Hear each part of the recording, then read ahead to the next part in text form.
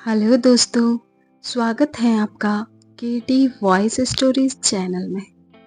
दोस्तों, हमारी आज की कहानी है झूठी पत्नी।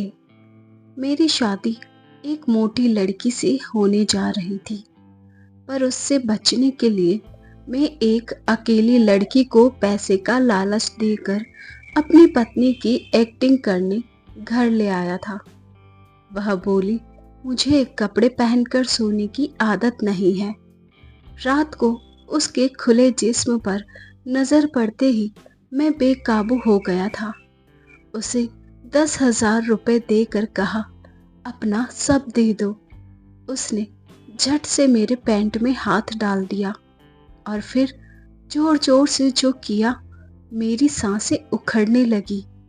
क्योंकि मेरा नाम राज है, मैं सुबह से सड़कों पर मारा मारा फिर रहा हूँ। मुझे ऐसी लड़की की तलाश है जो मेरी जिंदगी में एक उम्मीद की किरण बनकर आए। यूं तो मैं अमीर घर का लड़का हूँ, अपने मम्मी पापा का इकलौता बेटा हूँ। मेरे पापा कंपनी के CEO हैं। खूबसूरत लड़कियाँ मेरे आसपास घूमती रहती हैं। लड़कियों के मामले में मैं बहुत तेज हूँ। जब जिस लड़की पर दिल आ जाता है, उससे अपनी ज़रूरत पूरी कर लेता हूँ। आज एक ही दिक्कत हो गई थी। मेरी ज़िंदगी में एक ऐसी परेशानी आ गई थी कि जिस वजह से मेरा जीवन 24 घंटों में हमेशा के लिए बदलने वाला था। मेरी शादी बचपन में ही तय हो गई थी। मेरी माँ की दोस्त सुमित्रा की बेटी से मेरी शादी सालों पहले तय हो चुकी थी।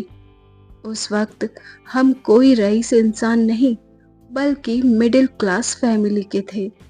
मेरे पापा की जॉब चली गई थी, घर की हालत बहुत बुरी थी और उस हालात में मेरी माँ की सहेली सुमित्रा आंटी हमारे साथ खड़ी थी। एक दिन उन्होंने मेरी माँ से कहा, अगर तुम लोग चाहो तो कोई बिजनेस देख लो, क्योंकि नौकरी तो मिलने से रही, यूं तो तुम्हारे घर का गुजारा नहीं चल सकता। मेरे मम्मी पापा कहने लगे, पर हमारे पास पैसे नहीं हैं। लेकिन तभी सुमित्रा आंटी ने मेरे पापा के हाथों में 2 लाख रुपए रख दिए और कहने लगी, इन पैसों से आप अपना कारोबार शुरू करें जीजा जी। उन पैसों से मेरे पापा ने अपना कारोबार शुरू किया था और आज हमारे पास करोड़ों का बिजनेस है। हम तो सुमित्रा आंटी से भी काफी रईस बन गए हैं। लेकिन मुसीबत में उन्होंने हमारा साथ दिया था, इसलिए मेरी माँ ने भी उनको वचन दिया था कि उनकी बेटी से मेरी शादी करवाएंगे।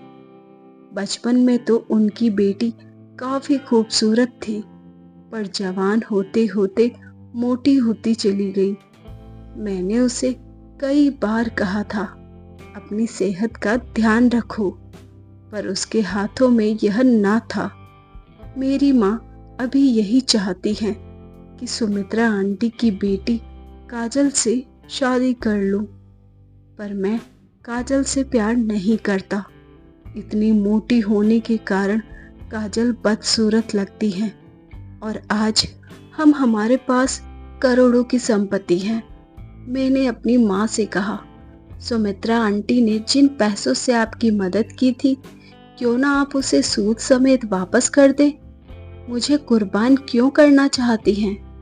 पर मेरे मम्मी पापा उनका एहसान ना भूला पाए। कहा, ऐसा नहीं होता है बेटा, पर मेरी जो कुर्बानी देने चले, मुझे समझ नहीं आ रहा था कि इसमें मेरा क्या कसूर है। वह पक्की बात करने सुमित्रा आंटी के घर जाने वाले थे, पर मैं अंदर ही अंदर बहुत परेशान हो गया। मैं इस शादी से बचना चाहता था और उसका उपाय सोचने लगा। अचानक मेरे दिमाग में एक प्लान आया कि मैं किसी लड़की से शादी कर लूं। लेकिन मैं करोड़पति इंसान हूँ। ऐसी कई लड़कियां हैं जो मेरे पीछे पड़ी रहती हैं। उन लड़कियों को मुझसे कोई मतलब नहीं, बस मेरी दौलत से मतलब है। मैं ऐसी शादी नहीं करना चाहता था। मुझे लगा किसी गरीब लड़की से या नकली शादी की एक्टिंग कर लेता हूँ। यही सोचकर आज मैं घर से बाहर निकला था। मुझे एक लड़की की ज़रूरत है। मैं सड़कों पे काफ़ी तेज गाड़ी चला रहा था। उस वक्त धीमी धीमी बारिश हो रही थी। अचानक मेरी नज़र रास्ते पर एक अकेली खड़ी लड़की पर पड़ी। उसे देखकर मेरी हैरत का ठिकाना ना रहा, क्योंकि लड़की बिल्कुल सफ़ेद साड़ी में थी। मैंने थोड़े आगे जाकर गाड़ी रोक ली। गाड़ी से उतरकर मैं उसके करीब चला गया। उसकी साड़ी पूरे तरीके से भीग चुकी थी। उसका बदन साफ नजर आ रहा था। साड़ी बहुत ही खूबसूरत थी और नेट से बनी हुई थी, पर गीली होने के कारण मुझे उसका जिस्म नजर आ रहा था। मेरी नज़र उसके जिस्म पे जो टिकी थी, वो लड़की को समझ में आ गया था। वो कहने लगी, आप कौन हैं? मेरे सामने क्यों आ गए? लड़की की आवाज में एक तेजी थी। उसने अपने बालों की चोटी बना रखी थी। बाल गीले होने के कारण उसने अपनी चोटी खोल दी और बाल खोलकर सामने आ गई। लड़की की खूबसूरती देखकर मेरे मुंह से तो रस टपकने लगा था। मैंने कहा, मेरा नाम राज है। मैं बहुत बड़ी इंडस्ट्रियलिस्ट का बेटा हूँ। उसने कहा, इसमें मैं क्या कर सकती हूँ? मैंने कहा, देखो, मैं घुमा फिरा कर बात नहीं करना चाहता। मुझे एक लड़की चाहिए। उसने कहा, मैं यहाँ धंधा करने नहीं आई हूँ। मैं अपने घर जा रही हूँ। तुमने शायद मुझे गलत लड़की समझ लिया है। तुम जैसे रईसजादे तो अपने आप को बहुत ज्यादा ओवर स्मार्ट समझते हो। मैंने कहा, तुम गलत समझ रही हो। मुझे लड़की टाइम पास के लिए नहीं चाहिए। ऐसे ही मेरे आगे पीछे कई लड़कियां घूमती फिरती हैं। अपने आप को कोई बहुत बड़ी परी ना समझो। मुझे एक एक्ट्रेस चाहिए। वो काफ़ी हैरत से मेरी ओर देखने लगी और कहने लगी, मैं कोई एक्ट्रेस नहीं हूँ। मैं तो एक मामूली लड़की हूँ। मैंने कहा, तुम्हें स्टेज पर एक्टिंग नहीं करनी है। मेरी ज़िंदगी में एक्टिंग करनी है और उसके लिए मैं तुम्हें 10 लाख रुपए दूंगा। मेरी बात सुनकर अपनी बड़ी बड़ी आंखें झपकाते हुए मुझे देखने लगी थी। फिर पूछा, कैसी एक्टिंग करनी है? मैंने कहा, तुम्हें मेरी पत्नी की एक्टिंग करनी पड़ेगी। उसकी आंखों में कई सारे सवाल थे। मैंने कहा, मेरे घर वालों ने मेरी ज़बरदस्ती शादी तय कर दी है। वह हंसने लगी और कहने लगी, अच्छा, तो शादी से बचने के लिए ही तुम्हें मेरी मदद चाहिए? मैंने कहा, हाँ, मदद तो चाहिए, इसीलिए तुम्हें 10 लाख रुपए देने को तैयार हूँ। लड़की ने कहा, पर मेरी एक शर्त है, तुम मुझे हाथ नहीं लगाओगे। मैंने कहा, घबराओ मत, मेरे पास लड़कियों की कमी नहीं है। बस सबके सामने तुम्हें थोड़ा बहुत हाथ लगाना पड़ेगा ताकि लोगों को शक ना हो जाए। पब्लिक प्लेस में एक्टिंग समझ रही हो ना? बताओ, तुम्हें मंजूर है? मैं तुम्हारा कॉन्ट्रैक्ट रेडी करवा दूंगा। बिना कुछ सोचे समझे ही मैं उस लड़की से सौदा कर रहा था। मुझे पता तक नहीं था यह है कौन। उस वक्त मेरे अंदर इतना पागलपन सवार हो चुका था कि मैंने आगे पीछे कुछ सोचा ही नहीं कि कब तक इसे झूठी पत्नी बनाकर रखूंगा, क्योंकि पक्का मैं इससे शादी तो नहीं करने वाला। शायद इस लड़की के मन में भी वही सवाल था।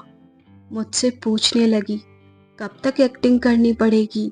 मैंने कहा, जब तक मुझे सच में कोई लड़की पसंद ना आ जाए, या फिर जब तक काजल की शादी ना हो जाए और मेरी जान छूट जाए। वह हंसने लगी। उससे बात करके लग रहा था लड़की काफ़ी हंसमुख है, पर फिर बोली, मुझे एक प्रॉब्लम है।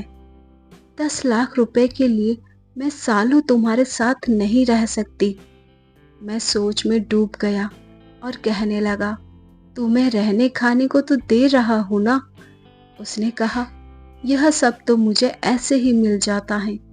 अगर मुझे 5 साल तक काम करना पड़े तो साल के 2 लाख रुपए होते हैं। तो बहुत कम है ये तो।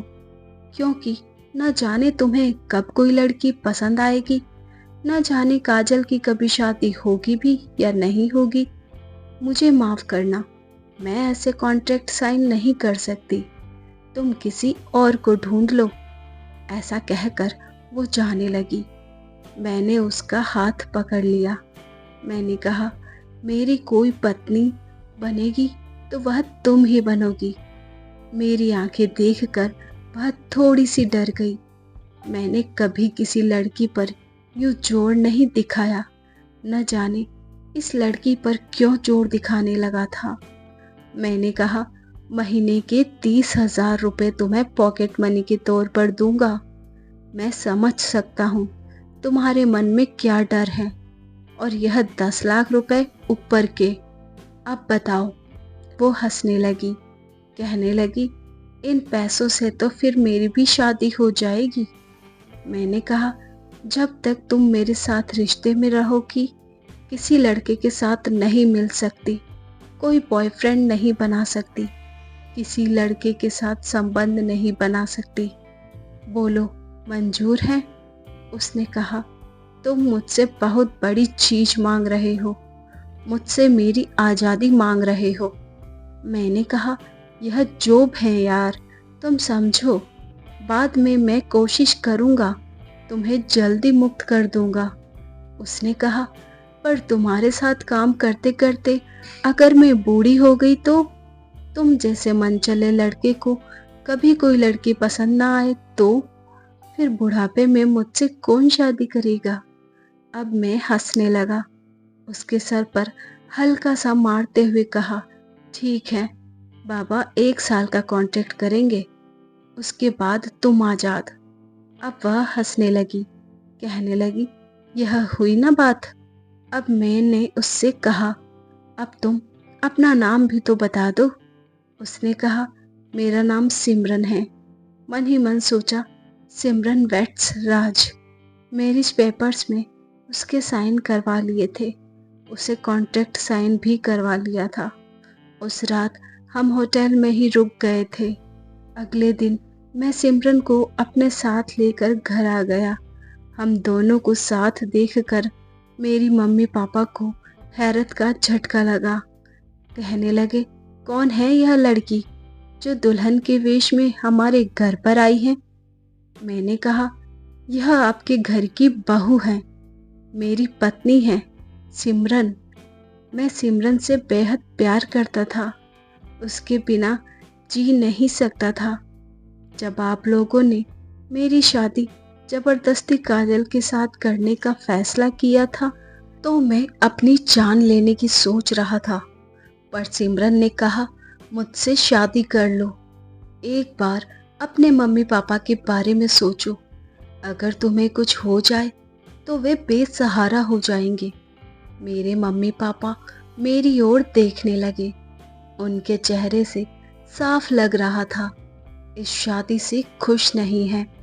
मेरी माँ ने अपनी सहेली सुमित्रा को फोन करके सारी बातें बता दी। मैंने भी काजल से कॉल करके कह दिया कि तुम किसी अच्छे लड़के से शादी कर लो। मैं किसी और से प्यार करता था, इसलिए मैं शादी करने के लिए मजबूर हो गया। काजल तो मन ही मन मुझे चाहती थी, या फिर मेरी दौलत को, कह नहीं सकता। हाँ, एक समय था उसकी माँ ने मेरे घर वालों की मदद की थी, पर मैं अपनी कुर्बानी नहीं देना चाहता था, इसलिए उसके आंसुओं का मुझ पर असर ना हुआ। रात में सोने के लिए मैं अपने कमरे में आ गया। सिमरन कहने लगी, तुम मेरे साथ सोओगे क्या? मैंने कहा, कैसी बातें कर रही हो, मम्मी पापा घर पर हैं, हम अलग कमरे में सोएंगे तो उन्हें शक हो जाएगा। मैं उनसे अलग तुम्हें कहीं ले भी नहीं जा सकता। हम दोनों को एक ही साथ एक कमरे में ही रहना होगा और कोई रास्ता नहीं है। उसके चेहरे पे परेशानी थी। मैंने कहा, सिमरन घबराओ मत, मैं तुम्हें हाथ नहीं लगाऊंगा। उसने कहा, बात यह नहीं है, कुछ और ही है। उसकी परेशानी देखकर मैंने पूछा, क्या बात है, मुझे बताओ। कहने लगी, मुझे कपड़े पहनकर सोने की आदत नहीं है, मुझे खुजली होती है। उसकी बात जैसे मेरे दिल पर लगी। वो मेरे साथ बिन कपड़ों के सोना चाहती है। मैं खुद पर कैसे काबू कर पाऊंगा। मैं उसे बड़ी गौर से देखने लगा।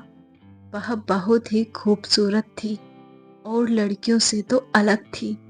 उसका परेशानी वाला चेहरा देखकर लग रहा था उसके होठों को अभी चूम लूं।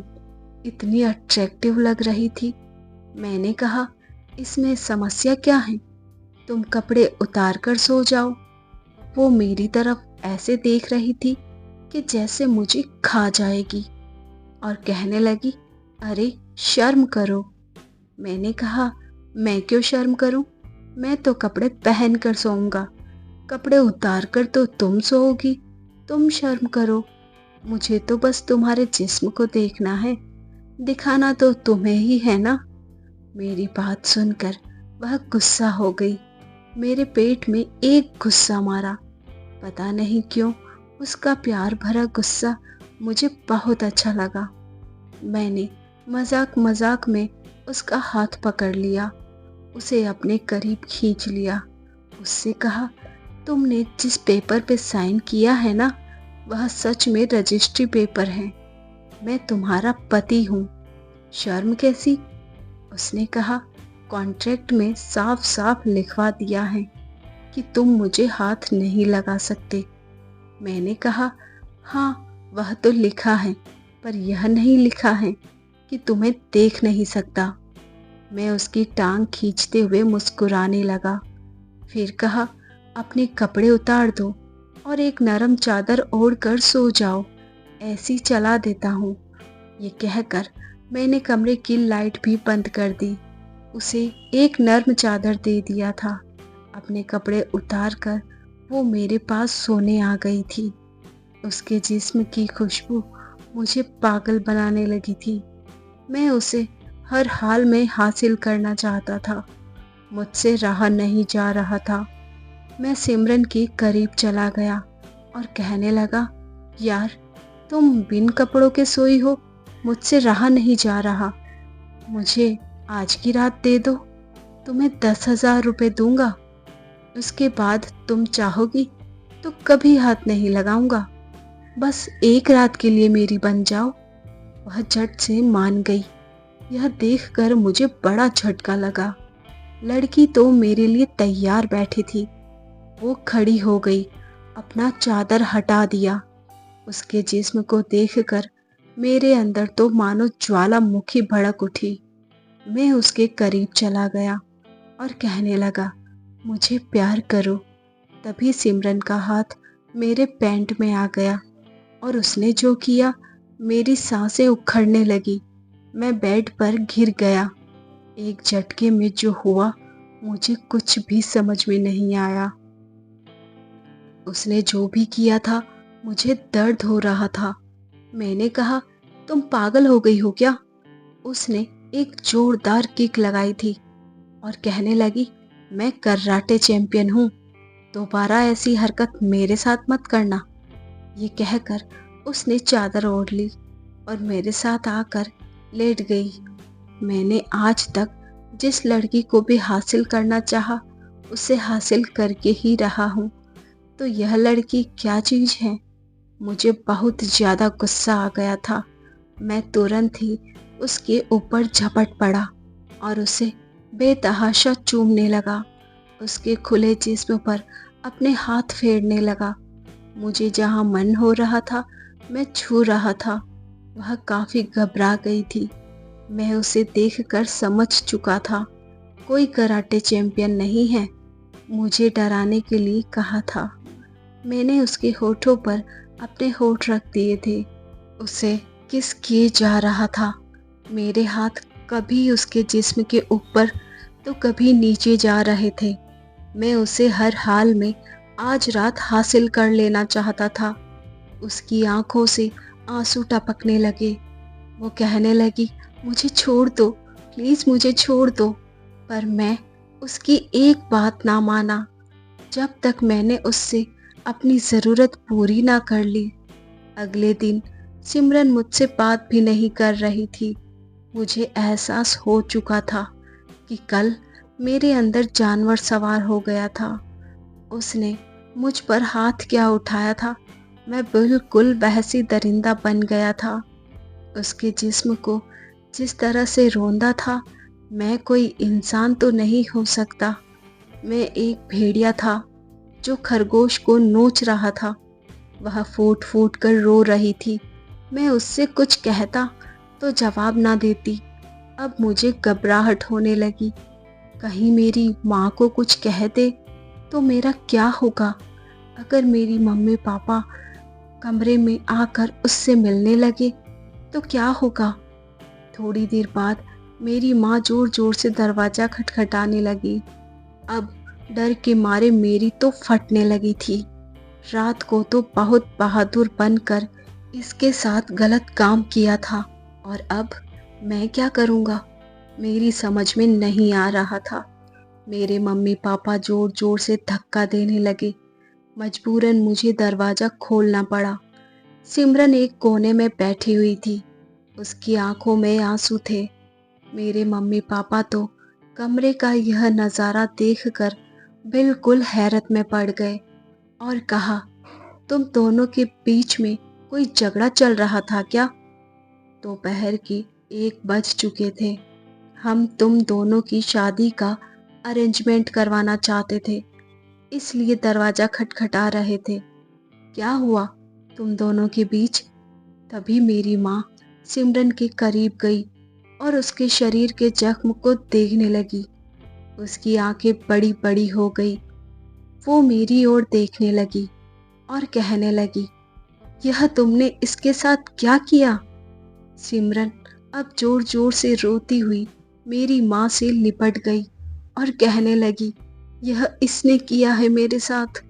मैं कुछ कह पाता इससे पहले उसने सारी कहानी मेरे मम्मी पापा से कह दी। उनको तो मानो यकीन ही नहीं हो रहा था। मेरी माँ की आंखों में आंसू आ गए।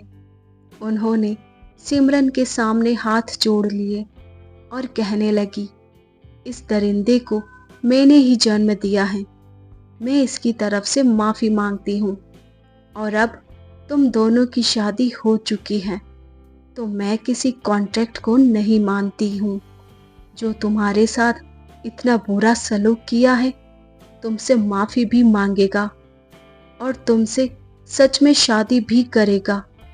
और अगर इसे हमारा फैसला मंजूर नहीं है तो घर छोड़कर अभी के अभी जा सकता है। अब मेरे पापा कहने लगे, बिजनेस में भी इसे कोई भी हिस्सा नहीं देंगे। फैसला तुम्हारा है। मेरी माँ ने सिमरन के सामने हाथ जोड़ लिए थे, माफ़ी मांग रही थी। मेरी आंखों में आंसू आ गए। मुझे एहसास हो चुका था कि मैंने इस लड़की के साथ बहुत गलत किया है, जो मेरी मदद के लिए तैयार हो गई थी। मैंने मेरी माँ से कहा, मुझे इस लड़की के साथ शादी मंजूर है, इसलिए नहीं कि मैं आपकी प्रॉपर्टी चाहता हूँ, बल्कि इसलिए कि मैं अपने गुनाहों का प्रायश्चित करना चाहता हूँ। मेरे मम्मी पापा हम दोनों को अकेला छोड़कर बाहर चले गए। माफ़ी की उम्मीद से मैं सिमरन की ओर देखने लगा। वह जोर जोर से चीखने लगी थी और कहने लगी, तुम्हें जरा भी दया नहीं आई। मैं रात भर मिन्नतें करती रही कि मुझे छोड़ दो और तुम मेरे जिस्म को यूं काटते रहे। देखो कितने सारे जख्म दिए हैं तुमने मुझे। अब उसने मुझे अपने जख्म दिखाए तो मेरी आंखों से आंसू आने लगे। मैंने पैर पकड़ लिए। मुझे अपने आप पर घिन आने लगी थी। आज तक कभी किसी लड़की की मर्जी के खिलाफ उसके साथ ऐसी हरकत नहीं की थी। कहाँ से मेरे अंदर वह जानवर आ गया था? किस बात का गुस्सा था जो मैंने इस लड़की पर उतारा? मैं उसके सामने हाथ जोड़कर अपने पाप के प्रायश्चित का मौका मांगने लगा। सिमरन ने मुझे माफ कर दिया था। उसके बाद से मैंने सिमरन के साथ कभी कोई गिरी हुई हरकत नहीं की थी। लेकिन आज भी जब मैं उस रात के बारे में सोचता हूँ तो मैं खुद ही डर जाता हूँ कि कैसे झेला था उसने मुझे, और यूं मेरे अंदर जानवर कैसे हावी हो गया था। शायद हमारा गुस्सा ही हमें कभी कभी बिल्कुल जानवर बना देता है। मेरी किस्मत अच्छी थी कि मुझे पश्चाताप का मौका तो मिला था। तो दोस्तों, ये थी हमारी आज की कहानी। कैसी लगी आपको? अगर अच्छी लगी हो तो कमेंट ज़रूर करें। चैनल पर नए हैं तो सब्सक्राइब करें, साथ में बेल आइकन प्रेस करें ताकि न्यू स्टोरीज़ का नोटिफिकेशन सबसे पहले आपको मिल सके और आपकी कोई भी स्टोरी मिस ना हो। वीडियो को अपने दोस्तों के साथ शेयर करना ना भूलें। Thanks for watching.